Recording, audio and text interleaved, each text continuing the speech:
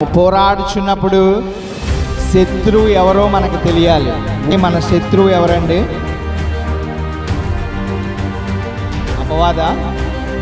అపవాదే. ఎఫెసీయులకు రాసిన పత్రిక 6వ అధ్యాయము 12వ వచనం చదువుదాం. వాక్యము సెలవిస్తుందండి. మనకు ఎంతమంది శత్రువులు ఉన్నారో ఇక్కడ మనము స్పష్టంగా చూడగలమండి.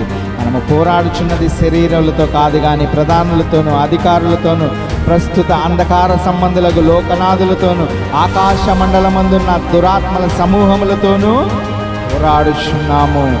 ఏ క్షణం ఎలాగుంటుందో తెలియదు, ఏది ఎదురైతే తెలియదు, ఏది ఎలా వస్తుందో తెలియదు. మనం చిన్న చిన్న కష్టాలకి ఇబ్బందులకి వాటి గురించి ఆగిపోయి స్ట్రక్ అయిపోయిన జీవితముగా మన జీవితాలు శరీర సుఖాల కోసం ఆగిపోతూ ఉన్నవండి. కానీ సాతానుగాడు వాటిని ఇంకను అనేకమైన వాటిని మన మీదకు యుద్ధముగా తీసుకువస్తూ ఉన్నాడండి. ఈ దేవుని రాకడ దగ్గరవుతున్న సమయములో ప్రతి ఒక్కరూ చేయవలసిన పని ఏమిటంటే యుద్ధం చేయాలి.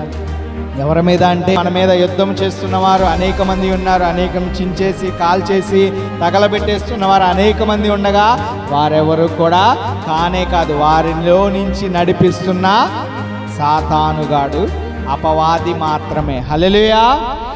వాడే మనకు ప్రధాన శత్రువుగా యుగములు వాడే శత్రువుగా ఈ లోకములో ఏలుచూ ఉన్నాడండి. హల్లెలూయా. కొరింథీయులకు రాసిన పత్రిక 4వ అధ్యాయం 4వ వచనం ఉన్నాడంట. సువార్త ప్రకాశము వారికి ప్రకాశింపకుండా నిమిత్తము ఈ యుగ సంబంధమైన దేవత మన ముందు యుగములో ఉన్నాడు, అంతకు ముందు యుగంలో ఉన్నాడు, మన తర్వాత యుగంలో కూడా భూమి ఉన్నంత కాలము దేవుడి రాక మునుపు వరకు కూడా తీర్పు తీర్చక మునుపు కూడా ఈ యుగ సంబంధి కలిగిన సాతానుగాడు ఇక్కడే భూమి మీద ఉంటూ ఉంటాడు.